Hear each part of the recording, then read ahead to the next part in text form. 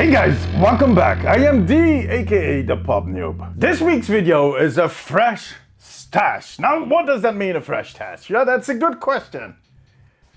I need to Google that. No, I'm kidding. A fresh stash is a set of pop figures that I hand selected on tinytitan.be that are kind of tied into each other. They're tied in, not with rope, not with duct tape. Although that is a good idea. What they're tied in with is like IP, style, a color. It could be anything. We've had diamond pop figures, we had Christmas pop figures, we had Marvel pop figures. We got a doll. I would make a really good salesman, wouldn't I? No? Sad. So I got a mystery box. I already checked it, so that's why it's open. With pop figures, the theme this time around is quite different. There's always these different pop figures where they experiment with the shape. So we have the bobbleheads, that's pretty basic, right? But there's also the diamond ones that have a different texture. We've had the see-through pop figures. There's all these different things that they're trying with materials and also with the shapes. And they released a series of pop figures that are pixel pop figures, that are pixelated, that look like they're 8-bit pop figures. And I think that is the name of the whole series. Let me quickly check. They're 8-bit pop figures. So the theme is going to be 8-bit pop figures. Now I got 4 of them. There are 4 different, really different pop figures from different movie series, IPs. And I'll explain you guys why I picked those pop figures, why I particularly picked them to be in this 8-bit series. The first one that I want to show you guys is an interesting one. They're all exclusive, of course, because they are 8-bit. And this one is the Demogorgon from Stranger Things. If you haven't heard about Stranger Things, if you have not seen Stranger Things, well, go check it out. I think they're going to start season 4 already. Is it 4? I think so. Pretty soon. And this is basically the main monster. In the first 2 seasons, they kept him kind of in the background, which made it more interesting for me. I don't like it when they really show you the bad guy. I like it when the bad guy is something you're not 100% sure what it looks like, what it is. They have to keep it in the dark. But yeah, sometimes you have to do that. You need to sell merchandise, I guess. You need to kind of up the ante. And that's just the thing. Once you show the character, there's nowhere else for you to go. That is the character and you have to live with that character.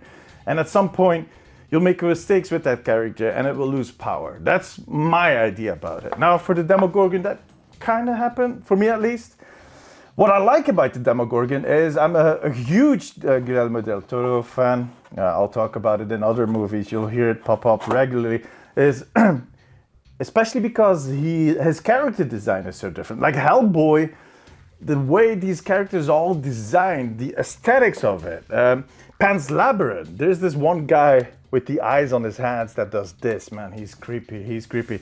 And I kind of like the way that they approach the Demogorgon to be a very Guillermo del Toro-minded character. Now, if you look at this paw figure, he does not have those aesthetics. It's like what that character would look like if it was put in an 8-bit Nintendo game.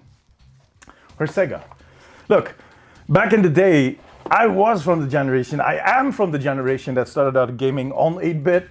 So the Nintendo and the Sega Master, was it the Master System? I think it was called the Master System. And then you had the Nintendo. It wasn't the Super Nintendo yet. It was the NES.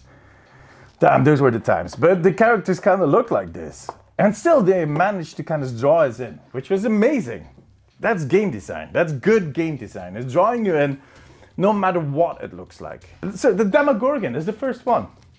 I had to have it. Now, let me go for this one first. This one is also kind of... reminds me, it's actually something I used to play on the NES. Or was it the Super Nintendo? I'm not sure.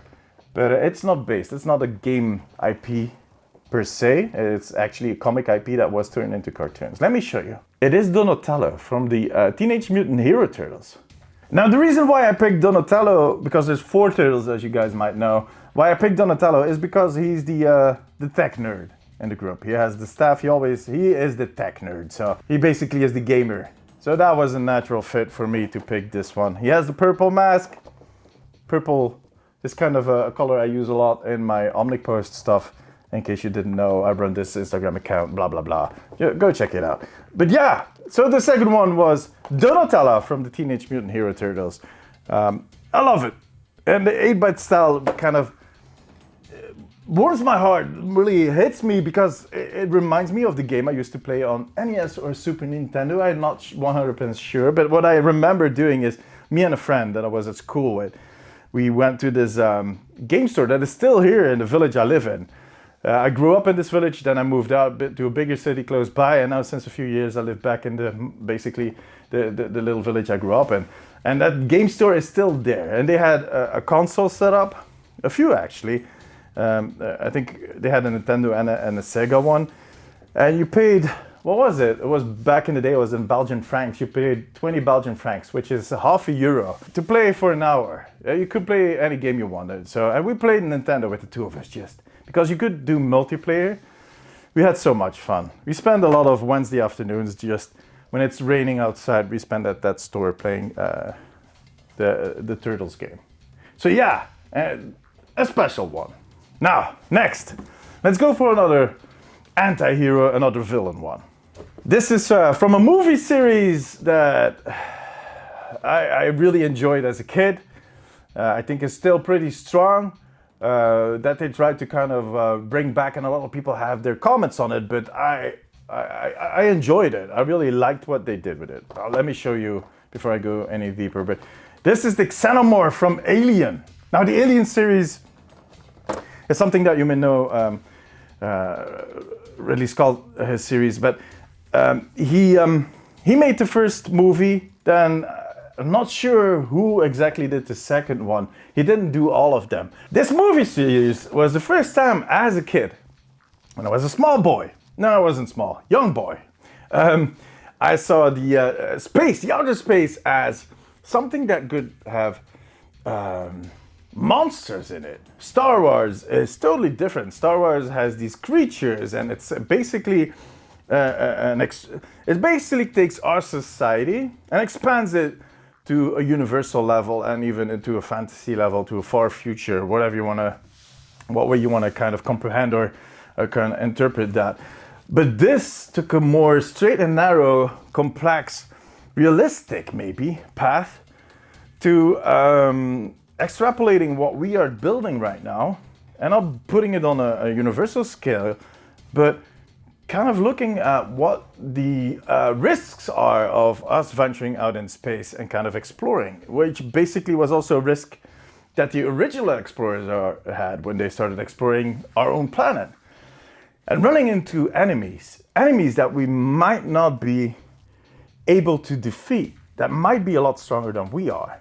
And that was basically that story. We're not here to discuss if there's life out there, but as a kid, if you see a movie like Alien, it kind of blows your mind. It made me quite anxious to go to bed that evening, but as I grew older and saw the other movies, it became more of an entertainment thing. And I think they did a really good job. Giger, the artist that they based the Alien design on, and even a lot of the design in general, is an artist I like a lot. And what Ridley Scott did afterwards with Prometheus and that storyline, how he tried to expand that universe, and he did expand that universe. I found it really interesting. I'm going to be honest, like, there were people that did not like it. I liked it. I enjoyed it. And I'm kind of curious to see what is going to come next. So anyways, this is another one of my, and I think that might be the thing. All of these, except for the Demogorgon, is pretty recent, but it hones back to something from my youth. It is set in the years that I was a kid. Maybe a little, well, no, around that time, right? The 80s. It all kind of brings me back to my younger years in combination with the 8-bit. That might be the reason why I picked these. And when you're going to see that last one, it's just going to be full circle. Okay, let's go to the last one. This one is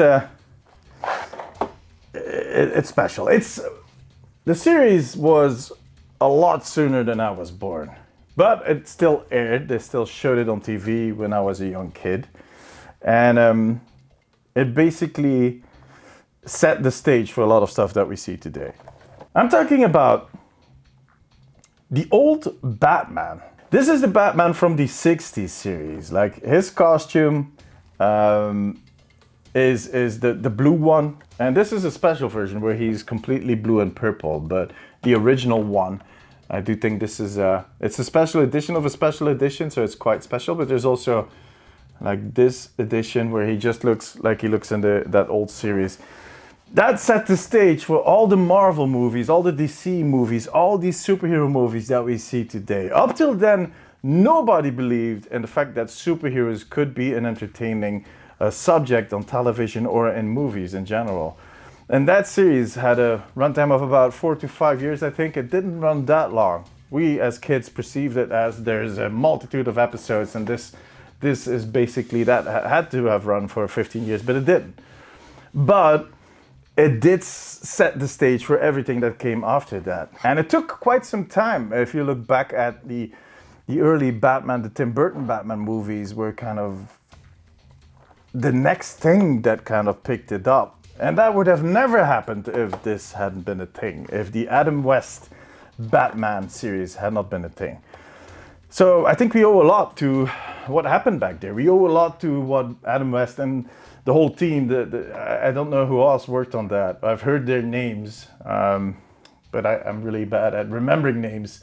I keep calling my girlfriend psst, because I can't remember her name.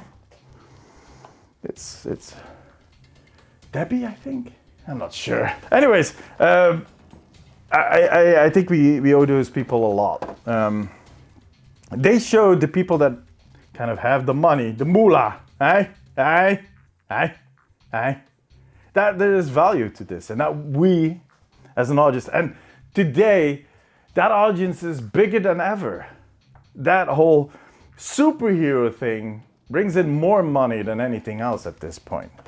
So yeah, it's the OG, guys, the OG. So yeah, that was also a good fit for me to pick that as one of my 8-bits. This is actually a special edition, while the other ones are exclusives. Well, only this one is an exclusive. These two are just 8-bits. I'm quite happy with this fresh stash. 8-bit. I didn't even know it was a thing until I saw it and was like, oh, that is interesting. So guys, I hope you enjoyed this. I'm going to be back next week with another video, like I've said at the start of the year. We're going to do videos every week now. Every week you're going to see this face pop up. Good luck with that. Well, welcome to my world. And my mirror's world. And my girlfriend's world. I'm sure it's Debbie. Handsome? Alright, before I go, I wanted to ask you guys the noob question of the week. And my noob question this week is, what is your favorite turtle? Which of the 4 turtles would you pick? I picked Donatello, but which one do you feel connects with you the best, the most? Let me know in the comments below. And make sure to subscribe and hit that little bell icon so you get notified every time we upload a video. And if you enjoyed this video with these 8-bit pops, make sure to give it a thumbs up. Thank you for watching, guys. I will see you next week. Bye bye.